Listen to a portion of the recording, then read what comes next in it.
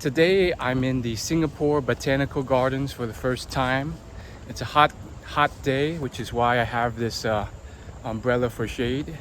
And I just want to give you my first impressions and reactions of this beautiful garden. First off, it's massive. I've been to a lot of botanical gardens when I did my road trip across the US, and this makes all those seem very small. This is more of a giant park. I don't know the exact size, but I wouldn't be surprised if it's massive and as large as Central Park. I'm currently in the Healing Gardens exhibit, and let me just take off my umbrella to show you around. I'm walking on a weekday, midday, so I don't know if this is really true, because maybe I just came at the right time, but I really like this more than Central Park or Atlanta's big park, or Austin, Texas's park, or a lot of other parks. And one of the big reasons is because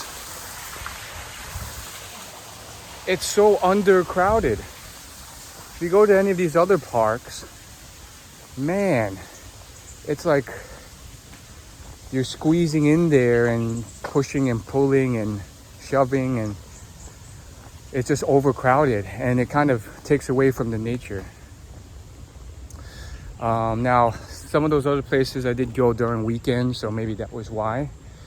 So it's not a fair comparison, but this is great. You also get a lot of these little exhibits, and I learned some history too. I read a whole exhibit about how they cultivated a rubber tree garden here because the Dutch and English found how much potential was in that trade. So they raised a bunch of saplings and then brought them over here.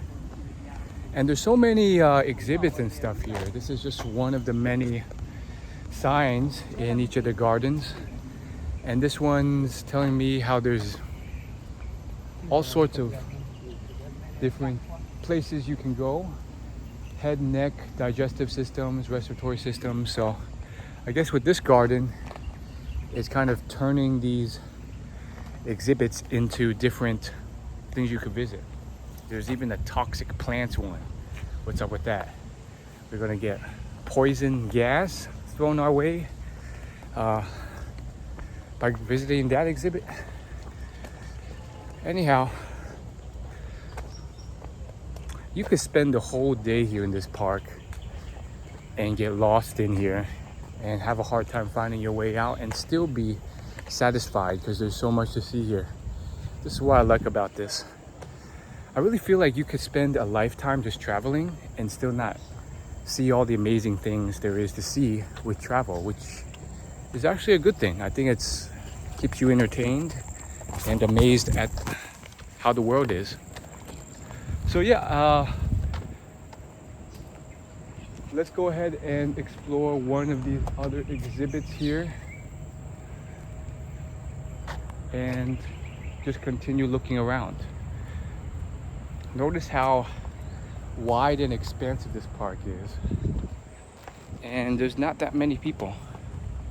It's so different when I was in California or New York.